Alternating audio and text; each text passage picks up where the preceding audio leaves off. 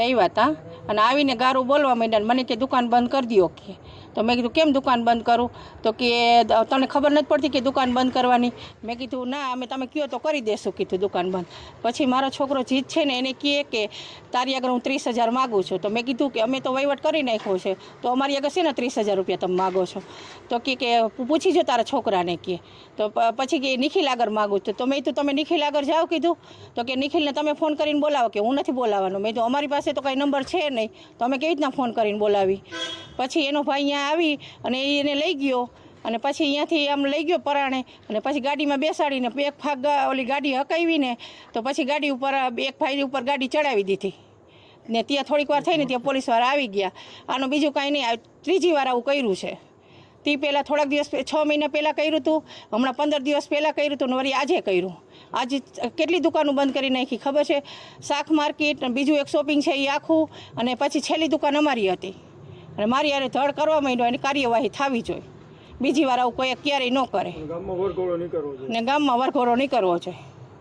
કેમ કે આનો બહુ ત્રાસ છે. બધાય છોકરા રહ્યા ને બધાય બીવે છે, આ એક નહીં. આ જે બીજો નિખિલ છે ને એ બધાય બીવે છે એનાથી. એને અમે દેખીને તો અમને ધ્રુજાડી આવે. તમે શું કાર્યવાહી કરી અત્યારે? અમે અત્યારે એમ કાર્યવાહી કરી કે એ હવે દુકાને બીજી વાર ક્યારેય ન આવવો જોઈએ અને ખોટું અમારી ઘાણી ન કરે. કેમ કે અમે લેડીઝ ધંધો કરી છીએ. હું રાતના 10 વાગ્યા સુધી અહીંયા દુકાને હોઉં છું. આવું દારૂ પીને આવે તો સારું લાગે? અને કેટલું માણસ ભેગું થઈ ગયું.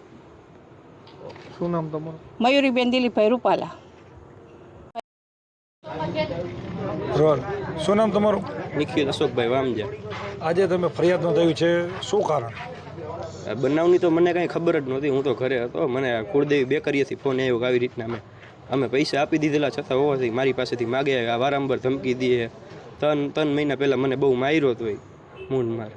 મારા પપ્પાને મને બેને. કોણે માર્યો હતો? મહેશભાઈને. એને અત્યારે હવે શું તમે ફરિયાદ દાખલ કરી? શું અમે દઈ દીધા છે તોય માગે છે પૈસા. એટલે અત્યારે તમે શું કાર્યવાહી કરી? હવે અત્યારે તો ફરિયાદ કરી.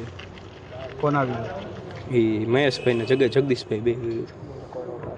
કેવી આશા છે? કેવી રીતે કેવો ન્યાય મળવો? હવે આનું વરઘોડો નીકળે એવી જ આશા છે આપણી.